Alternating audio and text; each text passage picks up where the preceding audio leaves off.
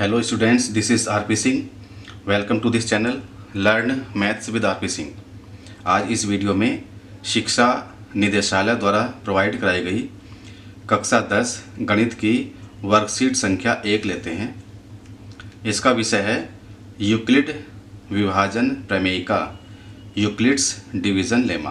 तो ये क्या होता है? यूक्लिड विभाजन प्रमेयिका हमें बताती है कि अगर हमारे पास दो धनात्मक पूर्णांक पॉजिटिव इंटीजर्स a एवं b हैं तो ऐसी अद्वितीय पूर्ण संख्याएं मीन्स होल नंबर्स भी संभव हैं जो a is equal to b q plus r, जहाँ पर r 0 के बराबर है या 0 से बड़ा है तथा b से छोटा है को सिद्ध करते हैं।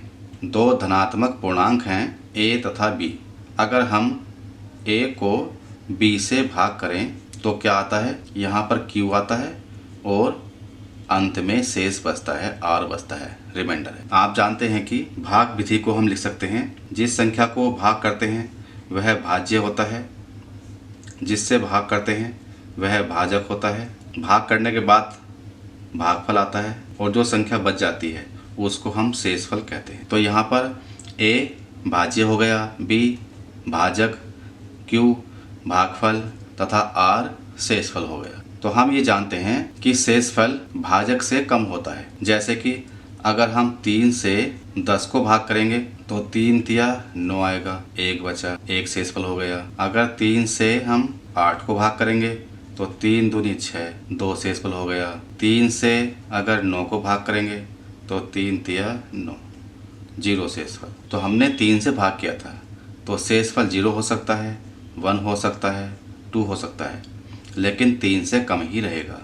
इसलिए यहाँ पर दिखाया गया है कि r जो शेषफल है वो 0 हो सकता है, 0 से ज़्यादा हो सकता है, लेकिन जिस संख्या से भाग कर रहे हैं उससे कम ही रहे। तो ये यूक्लिड विभाजन प्रमेयिका है। उदाहरण देते हैं। दर्शाइए कि प्रत्येक पॉजिटिव सम पूर्णांक पॉजिटिव इवन इंटीजर्स 2q के रूप में होगा, जबकि प्रत्येक पॉजिटिव विषम पूर्णांक positive odd integer 2q plus 1 के रूप में होगा, जहां q एक पूर्णांक है। तो इसमें हमें बताना है कि पॉजिटिव इवन इंटीजर प्लस सम पूर्णांक 2q के रूप में होगा तथा प्लस का विषम पूर्णांक 2q प्लस 1 के रूप में होगा, जहां q एक पूर्णांक। तो इसको कैसे किया गया है? यहाँ पर a is equal to 2q plus 0 is equal to 2q।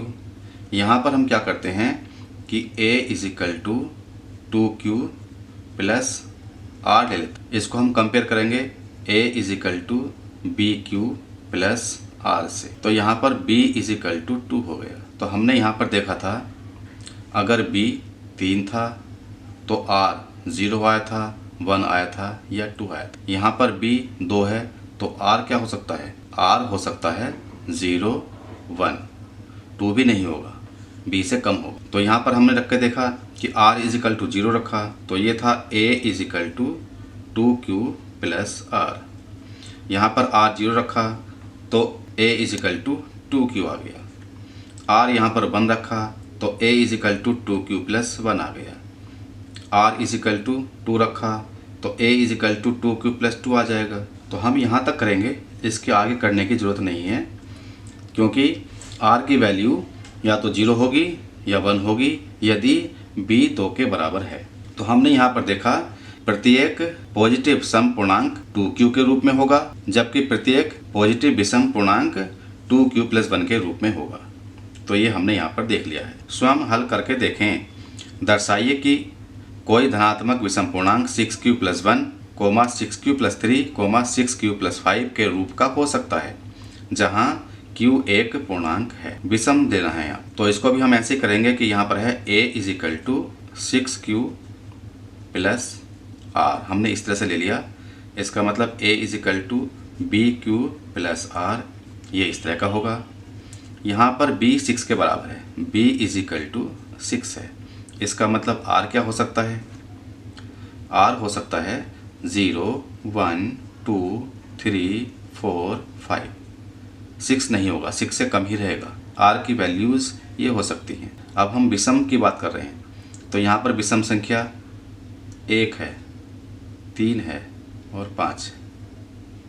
तो जब हम इस संख्या में r = 1 रखा तो a = 6q + 1, r = 3 रखा तो a = 6q + 3, 6q + 3, तथा r = 5 रखा तो a = 6q + 5, 6q + 5। ये हमने इस तरह से ये सिद्ध कर दिया। एल्गोरिथ्म का अर्थ है समस्या को हल करने की प्रक्रिया के चरणों, स्टेप्स की श्रृंखला या सीरीज। यहाँ पर एल्गोरिथ्म की परिभाषा दी गई है, उसका मतलब बताया गया है समस्या को हल करने की प्रक्रिया के जो चरण होते हैं, स्टेप्स होते हैं, उनकी एक सीरीज।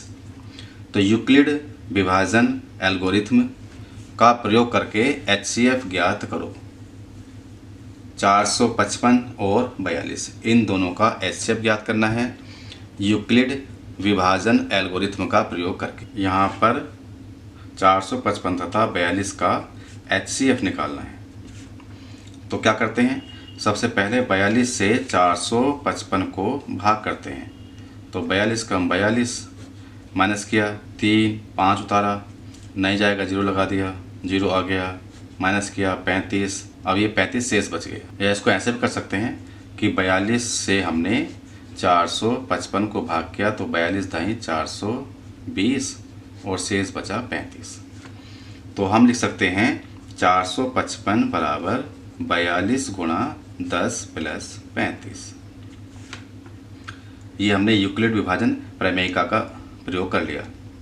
अब हम 42 को लेंगे तथा 35 को लेंगे। 35 से हम 42 को भाग करेंगे, 35 कम 35 माइनस करेंगे, 7 आ जाएगा। तो 42 बराबर 35 गुणा 1 प्लस 7, ये हो गया। अब हम 35 को लेंगे तथा 7 को लेंगे, मतलब 7 से हमें 35 को भाग करना है। तो 7 पंजे 35 माइनस करेंगे, 0 आ गया। तो 35 बराबर हो जाएगा 7 गुणा 5 प्लस 0। आखिर में भाजक 7 है, शेषफल 0 हो गया। अब हम इसको आगे नहीं करेंगे।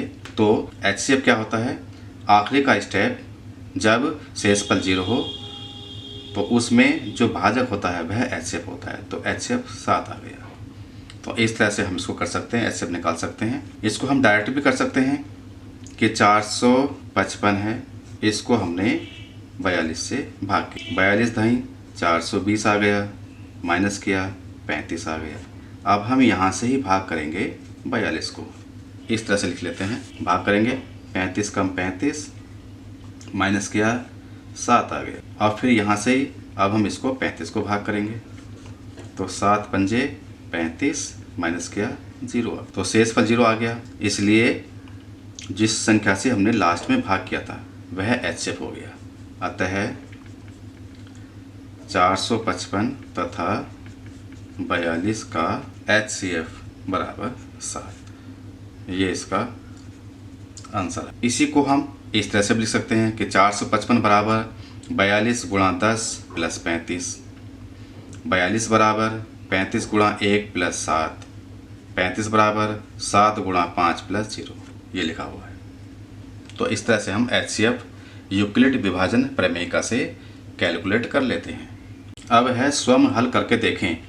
यदि दोनों कक्षाओं के सेक्शन बनाने हैं जहां विद्यार्थियों की संख्या हर सेक्शन में समान हो तो विद्यार्थियों की समान संख्या वाले अधिकतम कितने सेक्शन बन पाएंगे।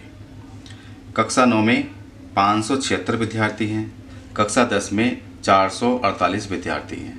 तो ये सवाल HCF का है। हमें यहाँ पर HCF निकालना है 576 का तथा 448 का।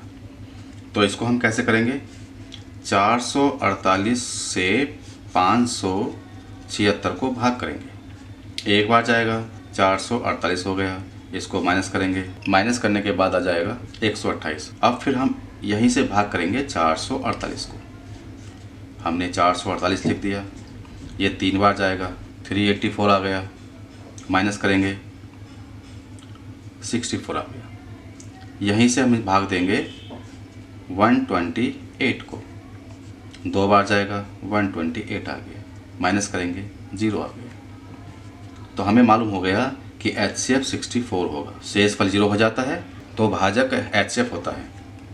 तो हम लिख सकते हैं 576 बराबर 448 गुणा 1 प्लस 128। अब 448 बराबर लिखेंगे हम 128 गुणा 3 प्लस ये 64। अब 128 बराबर लिखेंगे हम 64 गुणा 2 प्लस 0। तो HCF ये होगा, HCF 576 तथा 448 बराबर 64 हो। तो ये इसका आंसर होगा। अगर ये वीडियो आपको अच्छी लगी हो तो इसको लाइक करें, शेयर करें, चैनल को सब्सक्राइब करके बेल आइकन प्रेस कर लें, जिससे कि आगे जो भी वीडियोस आ रही हैं वो सबसे पहले आपके पास पहुंच सके। Thank you, thanks for watching this video.